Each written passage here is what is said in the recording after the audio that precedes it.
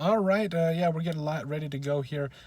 Breaking news: the Vikings have traded for Jets tight end Chris Herndon. Still waiting on the details from that trade, but nonetheless, the Vikings still address a major need at tight end, especially with Irv Smith Jr. going down with a potential injury that could last him, keep him out for at least a little bit of time. So, a little bit of background on Herndon.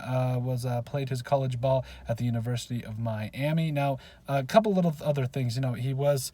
With the Jets the last couple of years, when you talk about Sam Darnold, the quarterbacks that they've had there, and just didn't quite get it done there. But, I think he did actually need a little bit of a change of scenery. Was promising, when you talk about a lot of the different things that he did in terms of, over a couple seasons there with the Jets. Had a combined total of 71 catches for 796 yards and 7 tutties, including in 2020 had a total of 31 catches for 287 yards and 3 touchdowns. So, his rookie year, caught almost 40 passes for over 500 yards.